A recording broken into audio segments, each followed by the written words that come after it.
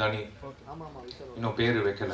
இந்த அணிக்கு அது முக்கியமாக தோணலை, அது கூடி சீக்கிரம் அறிவிப்போம். பட் இந்த அணி சார்ந்த அத்தனை நபர்கள் எங்கிட்ட உட்காந்துருக்காங்க. இந்த அணி சார்பாக தலைவர் பதவிக்கு தயாரிப்பாளர் சங்க தேர்தலில் தலைவர் பதவிக்கு வந்து நான் போட்டியிட போகிறேன். First of all, I would like to thank the judicial system. ஏன்னா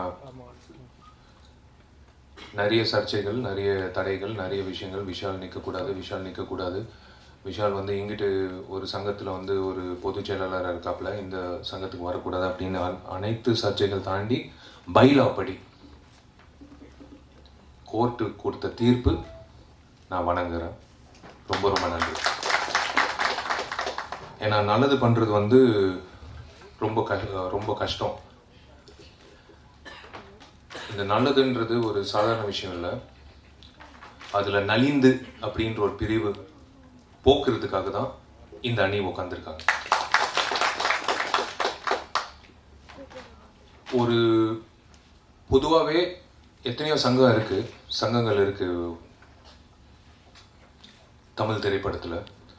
ஒரு சங்கம் தேர்தலில் ஒரு சங்கம் இன்க்ளூடிங் நடிகர் சங்கம் அப்படின்றது வெற்றி பெற்றால், அந்த நபர்கள் வெற்றி பெற்றால், ஒரு சங்கம் ஜெயிச்சிச்சுன்னா அந்த உறுப்பினர்கள் மட்டும்தான் அதோட நலன், அதோட நன்மை எல்லாமே வந்து அவங்க வந்து பெற்றுக்கொள்ள முடியும். ஒரு சங்கம் நல்லபடியாக செயல்பட்டுச்சுன்னா அந்த உறுப்பினர்களுக்கு மட்டும்தான் போய் சேரும். ஆனால் தயாரிப்பாளர் சங்கம் நல்லா இருந்துச்சுன்னா இண்டஸ்ட்ரியே நல்லா இருக்கும். விஷால் ஏன் வந்து இந்த தயாரிப்பாளர் சங்கத்தில் தலைவராக நிற்கிறாப்புல அப்படின்றது ரெண்டு விஷயம் நான் சொல்லிடுறேன். ஏன்னா நான் சொல்கிறது வந்து கன்வின்சிங்காக இருக்கா இல்லையான்றது தெரியல, மனசில் ஏற்பட்டது நான் சொல்கிறேன். ரெண்டு விஷயம் இதே தான். இது இப்போ நான் சொன்ன ஒரு விஷயம், தயாரிப்பாளர் சங்கத்தில் வந்து 10 வருஷமாக நடக்காத விஷயங்கள் குரல் கொடுத்துருக்காங்க. ஒவ்வொருத்தரும் எங்கிட்ட இருக்கிற அத்தனை பேரும் குரல் கொடுத்துருக்காங்க, கேட்டிருக்காங்க, நடக்கலை. 10 வருஷமாக நடக்காதது வந்து நடத்தி காட்டணுன்ற ஒரே அடிப்படையில் தான் இந்த அணி சார்பாக நான் நிற்கிறேன். இதுக்கு பேர் தலைவர், அவ்வளோதான். இந்த தலைவர்ன்ற பதவி வந்து நான் கையெழுத்து போடும்போது தான் எனக்கு ஞாபகம் வரும், தவிர மற்றபடி எனக்கு ஞாபகம் வராது. ஏன்னா தயாரிப்பாளர்களுக்கு நல்லது பண்ணணுன்ற அடிப்படையில் தான் நான் வந்திருக்கேன். தயாரிப்பாளர் சங்கம் நல்லா இருந்தால் இந்த இண்டஸ்ட்ரி நல்லா இருக்கும். இந்த இண்டஸ்ட்ரி நல்லா இருந்தால் பல குடும்பங்கள் நல்லா இருக்கும். ஒன்று.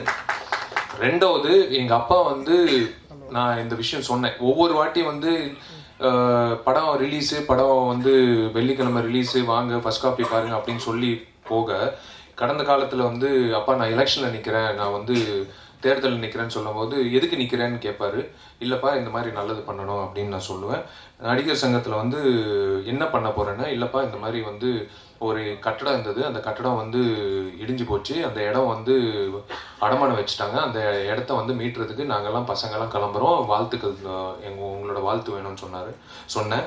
அவர் உடனே வந்து இதெல்லாம் இது வந்து கண்டிப்பாக நீங்கள் எல்லாரும் வந்து குரல் கொடுத்தீங்கன்னா, கண்டிப்பாக குரல் மட்டும் இல்லை, நீங்கள் வந்து சொல்கிறது மட்டும் செஞ்சீங்கன்னா நல்லது அப்படின்னு நடிகர் சங்க பொதுச் செயலாளராக இன்னைக்கு நான் வந்து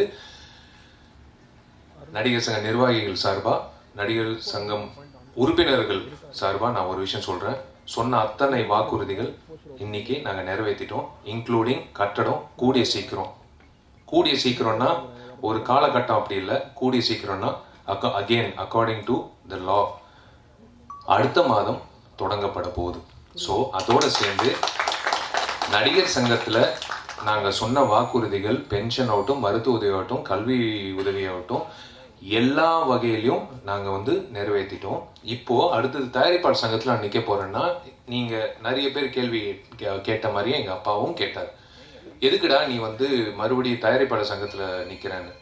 அப்பா நீ கஷ்டப்பட்டல, நீ வந்து ஜெமினி லேபில் வந்து நீ வந்து கெஞ்சி இந்த படத்தை நான் ரிலீஸ் பண்ணோம். எங்கள் அப்பா வந்து ஐ லவ் இண்டியான்னு ஒரு படம் எடுத்தாருங்க. எங்கள் அப்பா வந்து மகாபிரபுன்ற படம் எடுத்தார், மற்ற படங்களும் எடுத்தார். ஆனால் நான் வந்து ஸ்கூலில் படிக்கும்போது ஒரு லேப் வாசலில் வந்து எங்கள் அப்பா வந்து பிச்சை எடுக்கிறது நான் கண்ணால் பார்த்தேன். எங்கள் அப்பா வந்து அந்த வாசலில் அந்த ஜெமினி லேபில், ஐயா என் படம் ரிலீஸ் ஆகணும், நான் எந்த தப்பும் பண்ணல, நான் பண்ண ஒரே தப்பு இந்த படத்தை தயாரித்தேன், என்னை கொஞ்சம் காப்பாற்றுங்க அப்படின்னு சொல்லி பிச்சை எடுத்தார். நான் கண்ணால் பார்த்தேன். ஒருவேளை அதுவாக இருக்கலாம், ஒருவேளை எங்கிட்ட இருக்கிற அத்தனை பேரோட ஆதங்கங்களாக இருக்கலாம், ஒருவேளை நான் வந்து கஷ்டப்பட்ட அந்த காலங்களாக இருக்கலாம். அது போக்குறதுக்காக தானுங்க நான் இந்த எலெக்ஷனில் நிற்கிறேன். இனிமேல் அந்த அந்த அந்த கஷ்டம் எங்கள் அப்பாவுக்கு நடந்தது எந்த தயாரிப்பாளருக்கும் இனிமேல் நடக்காது. இந்த ஒரே விஷயம் சொன்னார் எங்கள் அப்பா, நீ ஜெயிச்சதுக்கு நீ வந்து இந்த தயாரிப்பு சங்கத்தில் நிற்கிற, உன்னை எதிர்த்து வந்து பெரியவங்களாம் நிற்கிறாங்க, எல்லாரும் என்னோட நண்பர்கள் எல்லாம் இருந்தாலும் ஓகே, நடக்கலை. எனக்கு வந்து ஒரு ஒரு ஒரு எனக்கு வந்து ஒரு ஃப்ளாட்டு கொடுக்கப்பட்டுச்சு. நான் வந்து தமிழ் திரைப்பட தயாரிப்பாளர் சங்கத்துலேயும் மெம்பரு, தெலுங்குலேயும் மெம்பரு. ஆனால் எனக்கு வந்து ஒரு ஃப்ளாட்டு வந்து எனக்கு கொடுக்கப்பட்டுச்சு. உன்னால் வந்து ஒரே ஒரு விஷயம், நீ நின்னா ஒரே விஷயம், எனக்கு காதுபட ஒரு விஷயம் வரணும். விஷால் இந்த அணி மூலியமா தயாரிப்பாளர்களுக்கு எப்பவுமே வராத ஒரு விஷயம் நீ செய்யணும். நிலம் அவங்க பேர்ல நீ கால் கிரவுண்டோ அரை கிரவுண்டோ அவங்க பேர்ல நீ எழுதி கொடு, நான் பெருமைப்படுவேன். இல்லைன்னா வீட்டு வாசல்ல வந்து நிக்காதுன்னு சொல்லிட்டாரு. அதுக்காக தான் நான் நிக்கிறேன். இது நடக்கும். இந்த நாங்க சொல்ற வாக்குறுதிகள் அத்தனையும் வந்து எஸ்ஆர் பிரபு எங்களோட பொருளாளர், எங்க அணி சார்ந்த பொருளாளர் வந்து விலவரையா சொல்லுவாரு. எனக்கு ஆட்டம் ஆரம்பிச்சிச்சுன்னு நிறைய பேர் சொன்னாங்க. இது வந்து குற்றச்சாட்டுகள் வரலாம், இது வந்து எதுக்கு விஷால் இப்படி பண்றான்னு. தயவு செய்து don't waste your time on asking me what have you done. I have done. நடிகர் சங்கம் பொறுத்த வரைக்கும் வாங்க, எல்லாமே ஓப்பன் கவர்னன்ஸ், எல்லாமே பண்ணி முடிச்சிட்டோம்.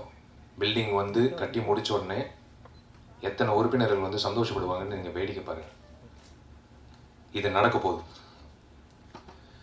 அதே மாதிரி தான் தயாரிப்பாளர் சங்கத்தில் வந்து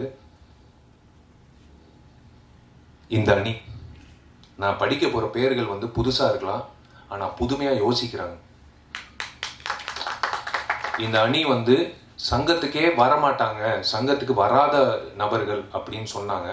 ஆனால் வராத நபர்கள் தான் அதிகமாக யோசிக்கிற நபர்கள். உள்ள உக்காந்து அந்த நாற்காலியை நிரப்புறதுக்காகவே 10 வருஷமா உக்காந்து ஒண்ணுமே பண்ணாம பைரசி ஆகட்டும், ஒரு சப்சிடி ஆகட்டும், ஒரு சின்ன தயாரிப்பாளர்களுக்கு நடக்க வேண்டிய நன்மைகள் ஆகட்டும், எதுவுமே பண்ணாம, இது குற்றச்சாட்டு அல்ல, நான் வந்து ஆதாரத்தோட தான் என்னைக்குமே நான் பேசுவேன், எதுவுமே நல்லது நடக்கல. அதனால வெளியிலேருந்து நாங்கள் குரல் கொடுத்து பதில் வராம என்ன பண்ணலாம் அப்படின்னு எல்லாரும் யோசிக்கும் போது நாங்கள் முடிவு பண்ண ஒரே விஷயம், உள்ள போய் உட்காரலாம், உள்ள போய் உட்காந்து நல்லது பண்ணலாம், சுத்தம் படுத்தலாம். Yes, we are here to clear corruption, we are here to clean the entire system, and we are here to do good for producer council and producers. அது சின்ன தயாரிப்பாளராக இருக்கலாம், பெரிய தயாரிப்பாளராக இருக்கலாம். தயாரிப்பாளர்கள் இனிமே அந்த நலிந்து என்ற பிரிவு நாங்கள் வந்து டோட்டலா எடுக்க போறோம்.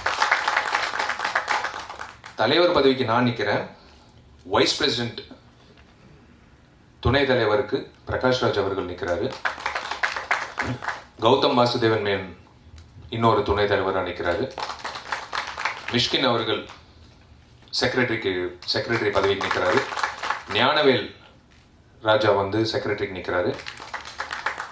எஸ்ஆர் பிரபு பொருளாளர். இந்த இசி மெம்பர்ஸ் எல்லாமே வந்து நான் படிச்சிடுறேன். இதுதான் எங்களோட டீமு. ஆர்யா, மிட்டாய் அன்பு, கமலாக்கண்ணன், மணிமாறன், எஸ்எஸ் குமரன், ஜெமினி ராகவா. இந்த நபர், நான் படிக்க போற நபர் வந்து உண்மையிலேயே வந்து அவர் கையில அவர் படம் இருந்ததுன்னா இன்னைக்கு வந்து ஒரு 3 வீடு வாங்கியிருப்பாரு வல்சர்வாகத்தில். ஆனா ரொம்ப கஷ்டத்தில் இருக்காரு. வின்னர் ராமச்சந்திரன். இயக்குனர் Pandiraj, Mansoor Alikhan, SS Durairaj sir, R Parthiban இயக்குனர், நடிகர், தயாரிப்பாளர், ஏல் உதயா. இதில் என்னன்னா முதல் தடவையா அப்பா வேற அணி, பையன் வந்து இன்னொரு அணி. இது ஒரு சுவாரஸ்யமான ஒரு விஷயம். கருத்து வேறுபாடு தான், பட் நல்லதுக்காக. இவர் உதயா வந்து நடிகர் சங்கம் பொறுத்த வரைக்கும் எல்லா வகையிலையும் நல்லதுக்காக தான் நிற்பாப்பல்ல. முருகராஜ், தங்கராஜ், சுந்தரா டிராவல்ஸ் தயாரிப்பாளர் எஸ்வி தங்கராஜ், கஃபார் சார், சுந்தர் சி, அபினேஷ் இளங்கோவன், பிரவீன்காந்த், இயக்குனர் பிரவீன்காந்த், தயாரிப்பாளர் பிரவீன்காந்த், ஆர்கே சுரேஷ் அண்ட் ஆர்வி உதயகுமார். இதுதான் டீமு.